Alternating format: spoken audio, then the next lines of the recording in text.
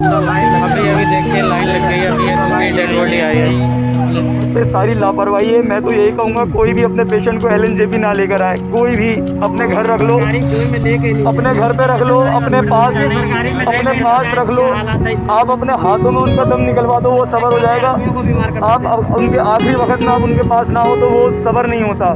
दिल हमेशा रह जाता है कि काश हम उनके पास होते तो कुछ कर सकते। हमें पता ही नहीं चला, बस ये हॉस्पिटल ने कह दिया, फ़ोन कर दिया कि तुम्हारा बंदा एक्सपायर हो गया है और चेहरा देखने दिया ना, कुछ नहीं ला के हमें कब्रिस्तान में। लोगों को ये तक नहीं पता चल पा रहा है कि ये जो दिया गया है ये मुर्दा ये हमारे रिश्तेदार है या नहीं है। ये सब बेवकूफ़ बना रहा है पब्लिक को और कुछ नहीं है। सब जानबूझ के मारा ये जानबूझ के मार रहा है पब्लिक को ताकि आबादी कम करें इनकी, किसी बहाने इनका राज चले, यही।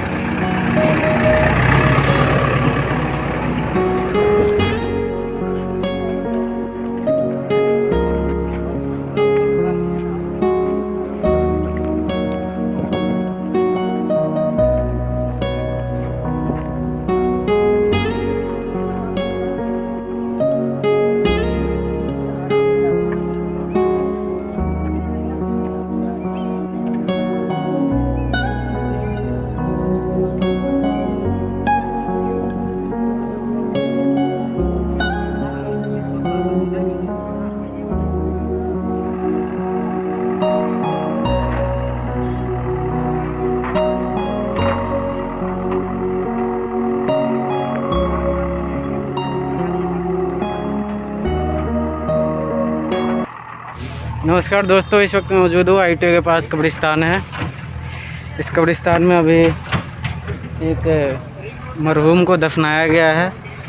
यहाँ इनको कुछ रिश्तेदार हैं, पड़ोसी, उनसे बात करते हैं। सर कौन थे आपके? ये हमारे दोस्त थे, हम वही मीर बिहार में हम भी रहते, वो भी मीर बिहार में रहते थे। ऐसा कोई मामला था नहीं, तो अचानक तबीयत ख़राब हुई और उसके यहाँ लाए तो इन्होंने कोरोना साबित कर दिया। कि हमें क्या पता क्या था नहीं था, तो डॉक्टर जाने यार वो लोग जानेंगे। ऐसी कोई बात थी नहीं, नॉर्मल बिल्कुल थे, सही। किस हॉस्पिटल में भर्ती थे? ये पहले तो अम्बेडकर में ले गए थे, वहाँ से रेफ़र कर दिया था यहाँ एलएनजेबी हॉस्पिटल पंच के अंदर। उसके बाद किसी को हम लोगों को किसी को नहीं मिलने दिया गया। कोई भी आदमी वहाँ नहीं गए, बल्कि कोई गेट पे जाते भी उनको डंडे मार के भगा देते थे, कोई नहीं मिले वहाँ। उसके बाद हमें सुबह पता लगी कि उनका। आपको क्या लगता है अगर अंदर जाने दिया जाता तो बच सकते थे? अब देखिए, ये हम कह नहीं सकते, ये तो कुदरत की बात है, बच सकते थे या नहीं बच सकते थे। लेकिन ये इतना था कि हम देखते, हमें ये तो तसल्ली होती। ये पता चलता कि देख रेख सही से हो रहा है नहीं, इसके साथ सही व्यवहार किया गया है या नहीं किया गया है या गलत किया गया है, ये हमें पता नहीं। हम अगर वहाँ देखते समझते, हाँ हो सकता है मामला क्या था, कुछ और मामला भी हो सकता है, लेकिन हमने देखा नहीं, इसलिए हम कुछ नहीं कह सकते इसके बारे में। सर आपके कौन थे? हमारे बड़े भैया थे। अच्छा, बड़े भैया थे जी। कहाँ, दिल्ली से ही आप? दिल्ली से ही है, मीर बिहार। हमारे बड़े भैया थे, मीर बिहार में रहते थे। उनको अचानक तबीयत खराब थी और लगभग कितने दिन बेड पर रहे होंगे? एक 24 घंटे। 24 घंटे हॉस्पिटल में भर्ती मिल गया था? हाँ, भर्ती तो हो गया था।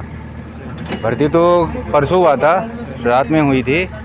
और हम लोग को कल सुबह में 12-1 बजे करीब हमें मालूम हुआ कि भैया वो एक्सपायर हो गए। फिर हम लोग आए। ये आप देख सकते हैं क्या स्थिति है। JCB से दफनाया जा रहा है, मिट्टी डाला जा रहा है। ऐसे माहौल में क्या ही हो सकता है। मदर थी। अच्छा, मंडे इनकी अचानक तबीयत ख़राब हुई थी। 2 दिन पहले से बुखार हुआ था, तो हम प्रॉपर इनका जो ट्रीटमेंट था मैक्स में करा रहा था मैं साकेत में। संडे नाइट में इनको LNJP हॉस्पिटल लेकर आया हूँ। बिल्कुल मेरी मदर पैरों पर आई हैं। मॉर्निंग में इनसे मेरी आफ्टरनून में भी समथिंग 2 o'clock तक मेरी आफ्टरनून में इनसे मेरी वीडियो कॉलिंग पे बात हुई है। तबीयत बिल्कुल बेहतर थी मेरी मदर की।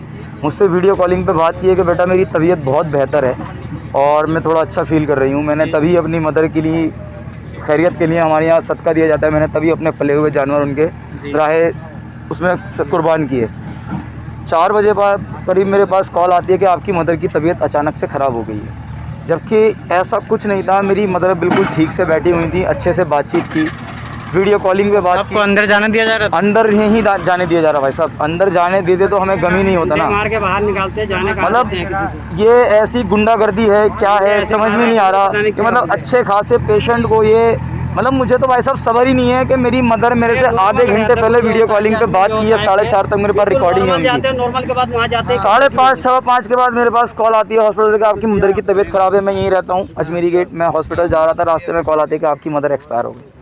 इन्हें ऐसा लग रहा है कि अगर जाने दिया जाता, सही से देख रेख हो रहा था नहीं हो रहा था, हम खुद से देख सकते थे, शायद से तसल्ली मिल जाती दिल को कि हाँ कैसे है, कैसे क्या हुआ। मेरी मदर की रिकॉर्डिंग्स है मेरे पास, वो कह रही है यहाँ पे कोई ट्रीटमेंट नहीं हो रहा, कोई डॉक्टर नहीं देख रहा, कुछ भी नहीं हो रहा वहाँ पर। मेरी मदर की रिकॉर्डिंग्स है मेरे पास कि यहाँ पे कोई फैसिलिटी नहीं है। क्यों बेटा तुम मुझे यहाँ ले आए, बस वेंटिलेटर्स अवेलेबल नहीं है दिल्ली के अंदर।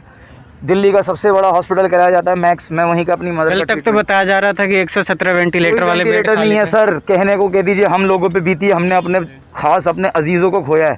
हम जानते हैं हमारा दर्द कोई नहीं समझ सकता। मैंने अपनी माँ खोई है, 30 साल मेरी माँ ने मेरे को पाला है सर। आज मैं उनकी कब्र पे आ रहा हूँ। ये आप समझ सकते हैं एक बेटा का दर्द। हमने पूरी कोशिश करी अपनी माँ के लिए, लास्ट पे यार रेफ़र किया कि बेड मिल जाएगा, मगर सर छोड़ के चली गई। यहाँ पे सारी लापरवाही है। मैं तो यही कहूँगा कोई भी अपने पेशेंट को LNJP ना लेकर आए, कोई भी अपने घर रख लो, अपने घर पे रख लो, अपने पास रख लो। आप अपने हाथों में उनका दम निकलवा दो, वो सब्र हो जाएगा। आप उनके आखिरी वक्त में आप उनके पास ना हो तो वो सब्र नहीं होता। दिल हमेशा रह जाता है कि काश हम उनके पास होते तो कुछ कर सकते। बस मैं आप सबसे यही अपील करूँगा कि आप लोग कभी भी सरकारी अस्पताल में ना लेके जाएँ, कोई फैसिलिटी नहीं है।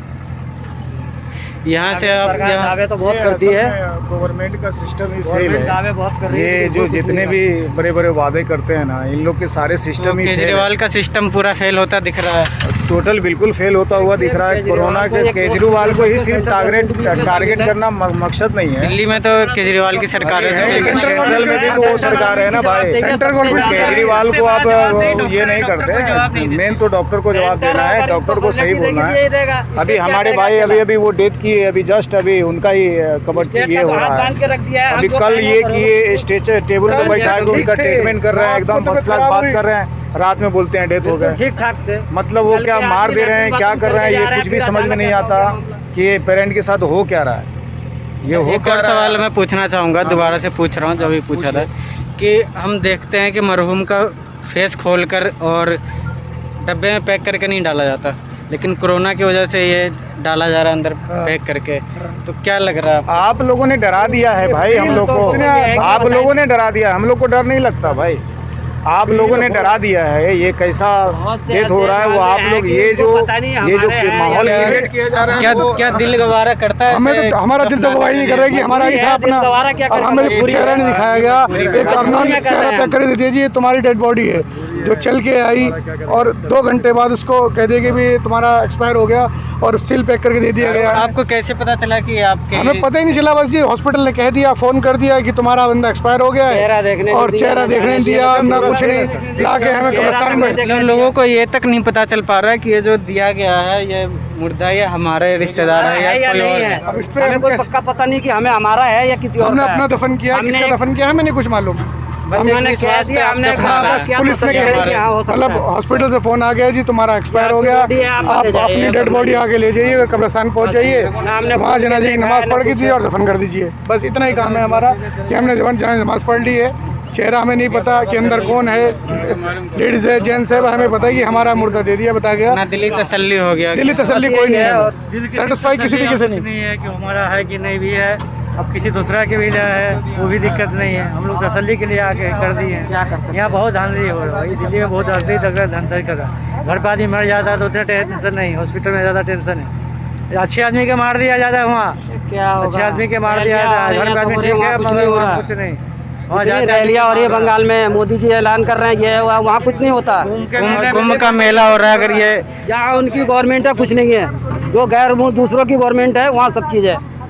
बम्बई में ठाकरे की सरकार है वहाँ है, दिल्ली में केजरीवाल की वहाँ है, बंगाल में रैलियाँ हो रही वहाँ कुछ नहीं हो रहा। ये सब बेवकूफ़ बना रहा है पब्लिक को और कुछ नहीं है। सब जानबूझ के मारा ये जानबूझ के मार रहे हैं पब्लिक को ताकि आबादी कम करें इनकी, किसी बहाने इनका राज चले। यही है, पब्लिक को परेशान करने वाली बात है। 12 बजे रात में रेडमिट हुआ, सुबह में 7 बजे इंतकाल हो गया। इसका रीज़न क्या है? आदमी चल करके आया है, साथ में आया है, वर्दी करने के बाद मुंडे में गायब हो गए। एक चीज़ सर आप समझिए, ये करके गए हैं, फिर ये हाल है, चलता हुआ। ये अभी आप देख सकते हैं, अभी एक डेड बॉडी को दफनाया गया है। अभी इस एम्बुलेंस में एक नई डेड बॉडी आई है। बढ़ रहा तो सिर्फ एक आंकड़ा और सुनवाई कुछ नहीं हो रहा। लोगों को ये तक नहीं पता चल रहा है कि ये हमारे थे, ये जो डेड बॉडी गया थे हमसे संबंधित है, कोई और थे।